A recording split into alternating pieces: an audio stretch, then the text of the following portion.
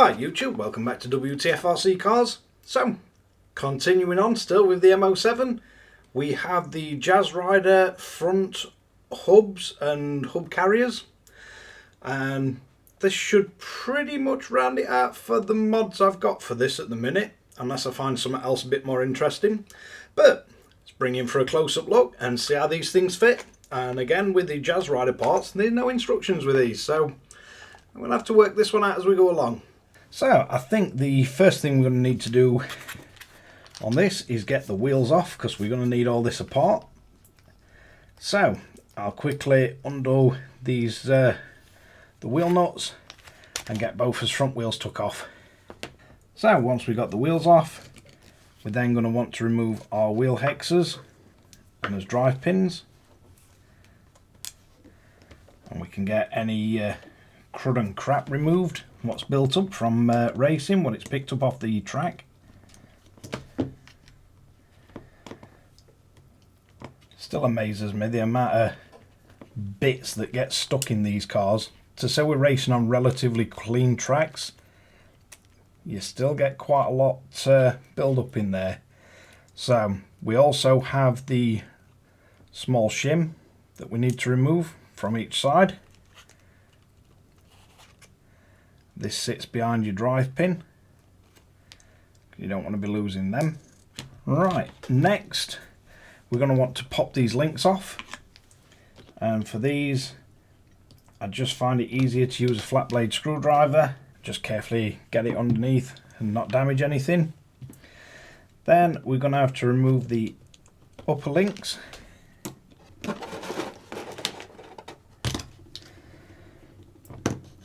So that should almost free us steering up. Next, you're going to want to flip over the RC, and we get to the bottom. And then on this, we're going to want to remove our kingpins.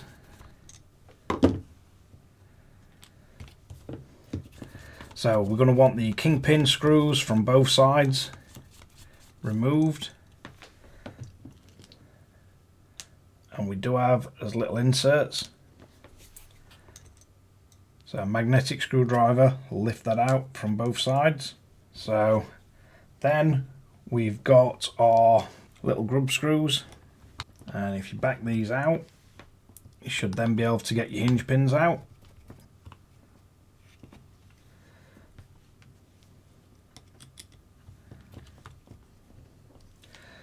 So you want your little grub screws removed. Then you should be able to remove both hinge pins.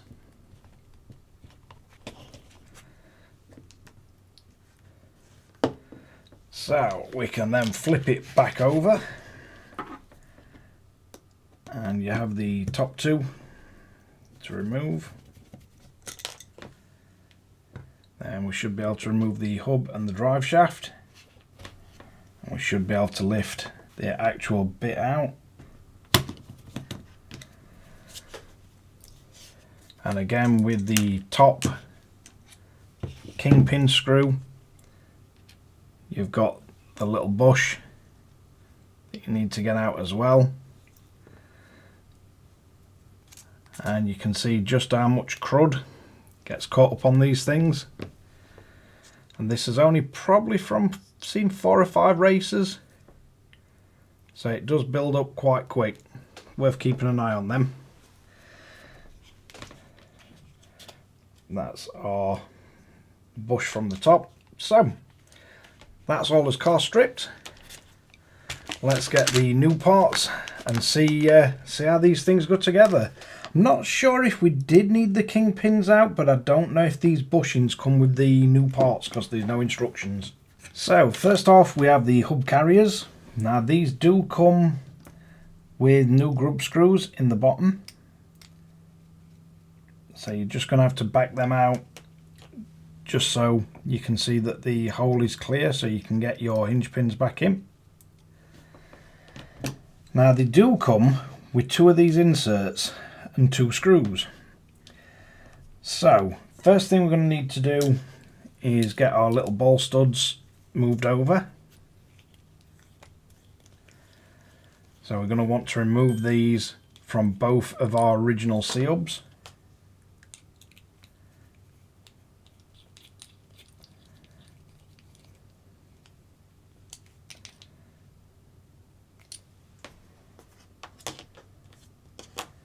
So that should be our original C-hubs used.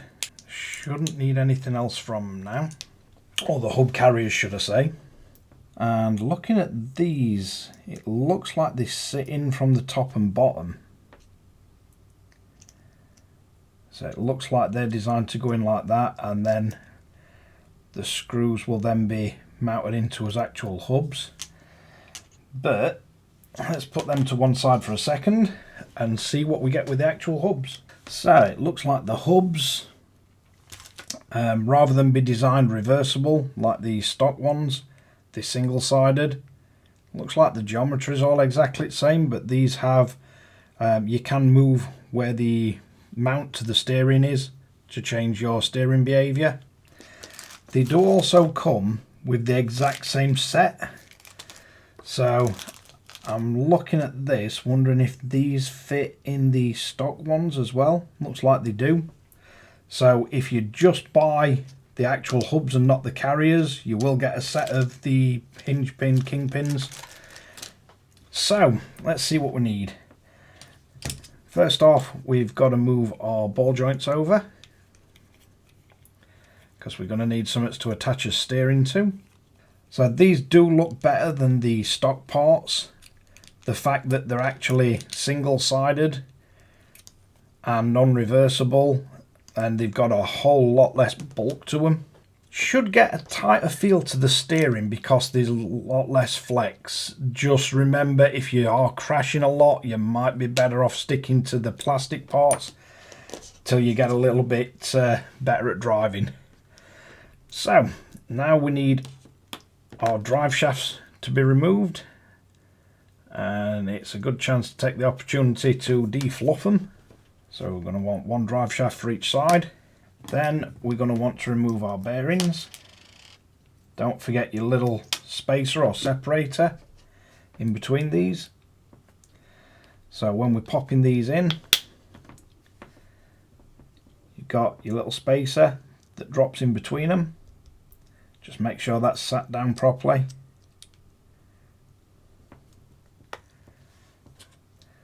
And if we get his drive shaft again,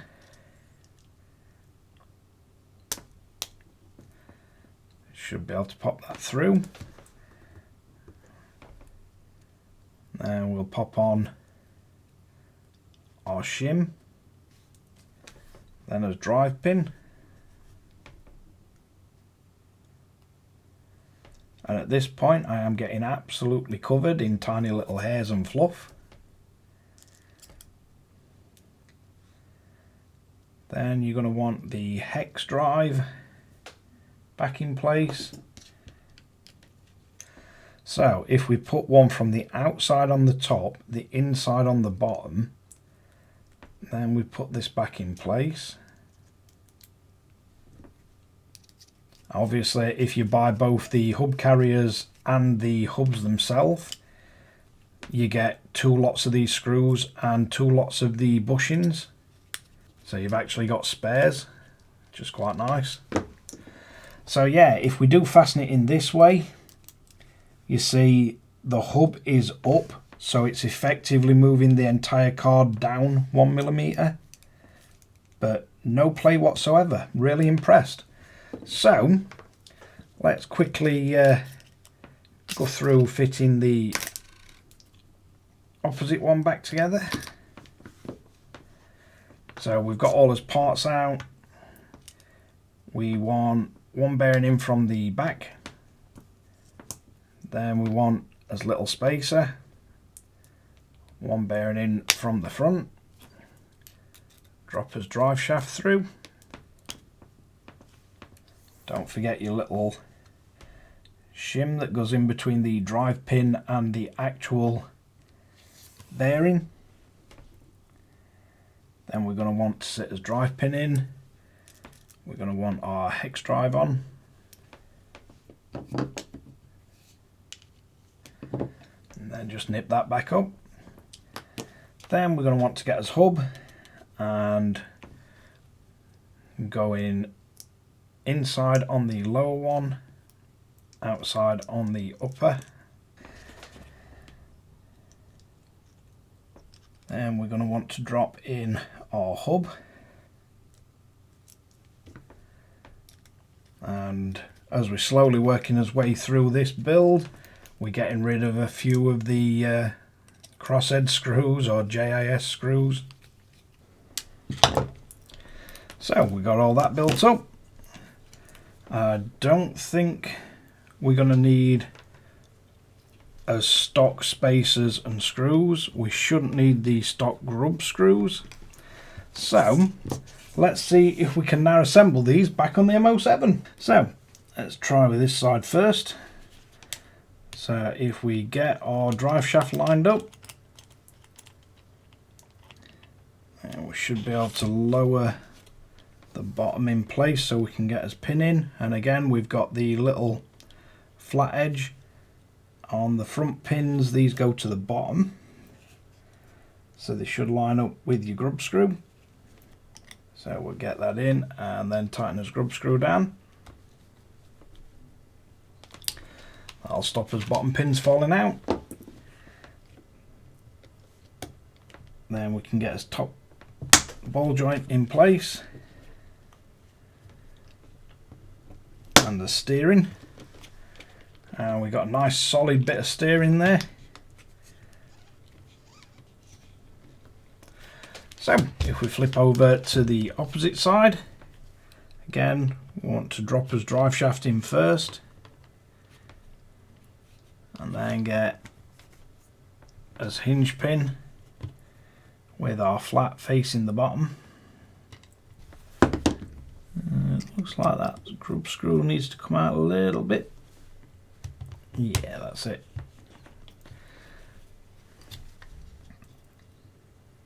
So once you get your hinge pin in place, you can then just nip his grub screw up. Make sure his drive shaft doesn't drop out. So we want his top link in place. Then we want a steerer bar.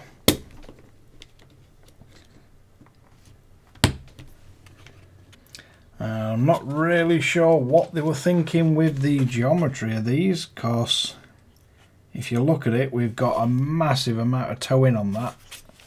So that is definitely going to need some adjustment on these tie bars. They're going to need to be way shorter. But I am going to want to swap these out for some adjustable turnbuckles. So that may be what these have got in mind. But for the time being, they do fit nice. We have got nice, really smooth steering. So I just need to get a set of, I want some adjustables for the front, rear, top of the suspension and the steering. So I shall get them ordered and see how they look, but we shall pop the wheels on. That's definitely something worth bearing in mind, that on the stock ones, I suppose you could just cut a piece out of them to shorten them. But certainly if you fit in these hubs on a stock car, you will end up with crazy toe in, which is not really what you want. Other than that, they do seem to fit quite nice. There's no slop in them. And they are relatively cheap, with them being the Jazrider part. But I think that's his M-07, just about where I want it now. I would like some adjustable suspension, and I'd like some easily adjustable links without having to pop them off all the time. So I think that might be the next thing that I look into. But as you can see, it's got a bit of crazy towing. Maybe you want your car like that. Not for me though, that one. So I can just cut a piece off the end of these and shorten them, but I'm going to be ordering some adjustable links anyway. But yeah, they do fit. They do look quite nice. There's no slop or play in them. Slightest bit of movement. You can see other wheels moving with it. And they will make it a little bit stronger. With it being your hubs, it gets your centre of gravity quite low. Just bear in mind, not really ideal with the stock length of these links. But to be honest, I think the M-07 concept, it should have come with links that you can just adjust with a turnbuckle wrench. Would have been nice. But other than that, it's a pretty nice kit. Pretty happy with it.